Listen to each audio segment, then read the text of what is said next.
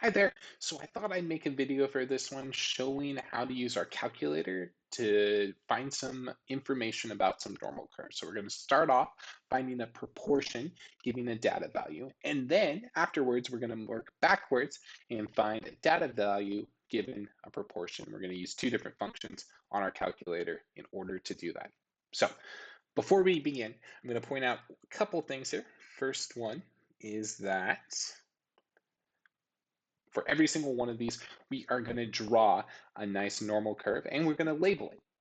The other thing that we're going to need to do is we're going to actually have to write out the formula that we're going to use. And so this will be essential to do on your AP test in order to get full credit. So we're going to practice that in class, just like we would on the test. So let's go ahead and introduce this problem. So the setup here says, suppose that Clayton Kershaw of the Dodgers throws his fastball with a mean velocity of 94 miles an hour and a standard deviation of 2 miles an hour, and that the distribution of his fastball speeds is approximately normal. So a couple key things here. First off, it tells us the distribution is approximately normal. Now, all these that I've given you today are going to be approximately normal, but that is a check that we will have to do in the future in order to make sure that we can actually use this, because this only works if it's a normal distribution, or we're going to have to check to make sure that it's able to be used. Now, that's the first thing. Second thing is that this notation here you might also see written like this. So it'd be n for normal, and then inside of it, it's going to give us a couple things. It's going to give us either, um, it's going to give us our mean, and it's going to give us our standard deviation. And so for this one, it's going to end up being 94, and then standard deviation of 2. So let's go ahead. We're going to draw our normal curve here. So here I go. I'm going to do my best job to get a nice even normal curve. I guess that one's okay. And I'm going to add some labels here. So we're going to start off in the middle. So 94, that's my mean. And then I'm going to count up by a standard deviation. I'm going to go up here counting by twos all the way to 100. So I'm only going 3 on each side of this. That's typically about as far as our table is going to go. I'm going to count down to 88. So that's part of it. Second part is that if I'm gonna draw a well-labeled one, I'm gonna do this. I'm gonna say, okay, here's my velocity, and this one is given in mph, and then maybe we say that this is Kershaw fastball. Okay. Part A. It says about what proportion of his fastballs will travel at least 100 miles an hour. And so 100 miles an hour, that's right there at about 3 standard deviations. And there we go. Okay, so it's 3 standard deviations. That's one that's pretty easy to find on our table like we've been doing. So I would go over here to my table, I'd scroll down until I found a z-score here of 3, because it's 3 standard deviations, and I'd look and I'd say, okay, I found one right there. It's 0.9987, and then I have to come back here and I have to look and I'd see that, well, we've got our right tail that we're trying to find here, and so I'm going to have to subtract that value that we got from 1. And so my real probability that I should find is about this, 0.0013. That works fine in this one, but other ones it might not be so easy. So let's figure out how we're going to make our calculator do most of the heavy lifting for us. Now, we've been using our stat, but this time I'm not using my stat button. I've got a normal distribution. So I'm going to use the distribution function on my calculator. Now to find that, I'm going to go second, and then I'm going to hit the vars key. That's this one. It's kind of to the left of the clear button. And when I do that, it's going to bring up a few different formulas here. So there's lots of them, but we're going to be focused on the ones that say normal. So I've got a few of those. Normal PDF. So that one is the normal probability density function. That tells you the probability of an individual event.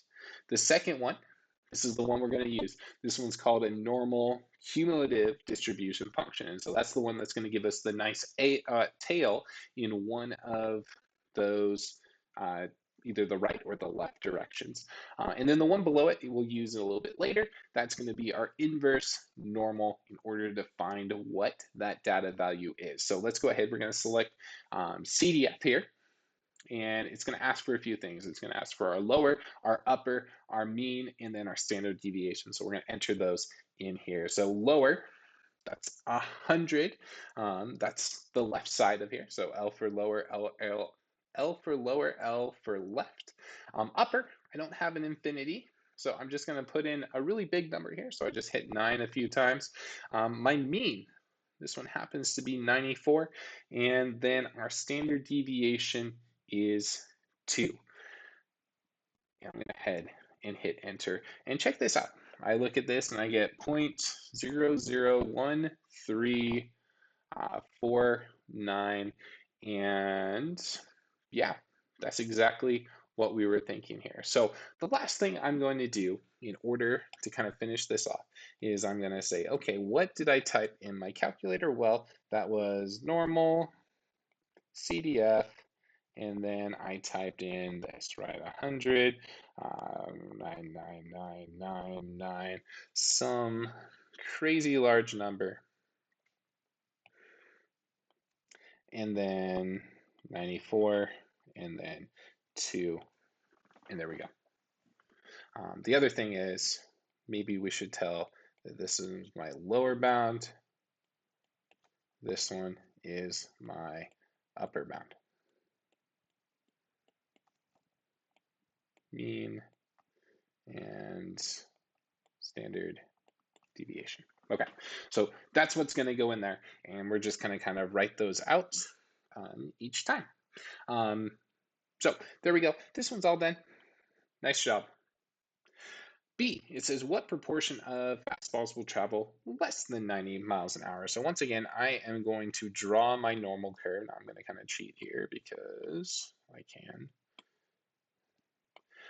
And all we're going to do is we're going to kind of replace this with our new scenarios here. So it turns out this one is less than, so that's here to the left. So I have a left-sided tail, and it goes up to 90. Now this one is 2 standard deviations below, and so we could find this again on our formula sheet. All I have to do is look down here, and I'm looking for a z-score of -2.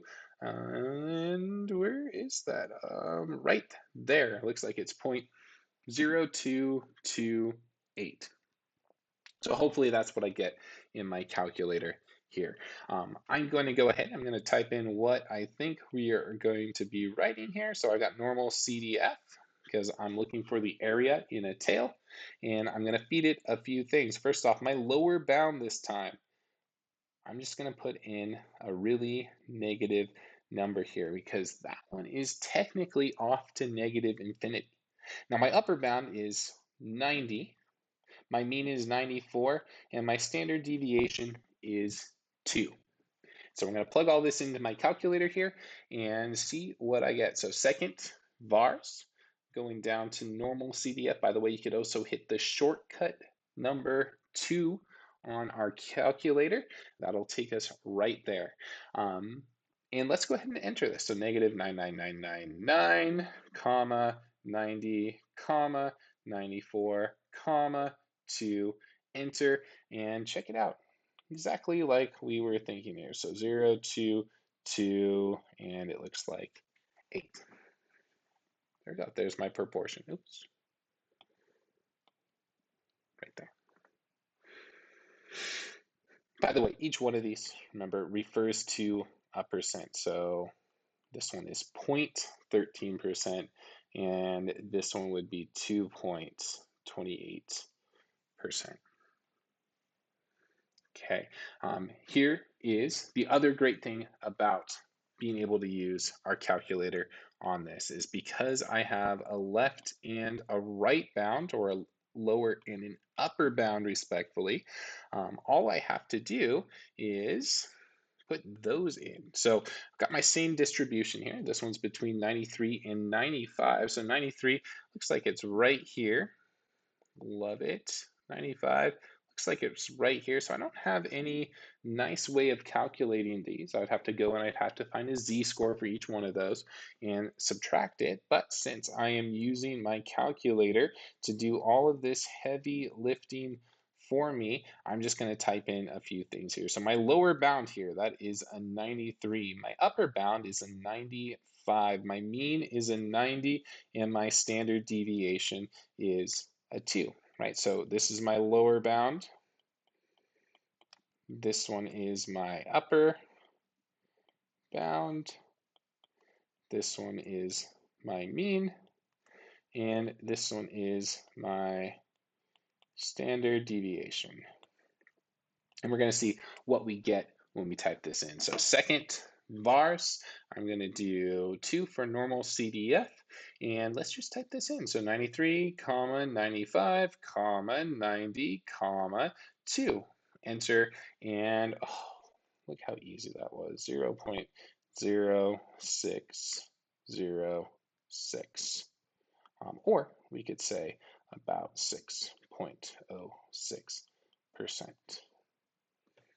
All done. So that is our regular, just finding the proportion in a normal distribution using our calculator. And next we're going to do the inverse part.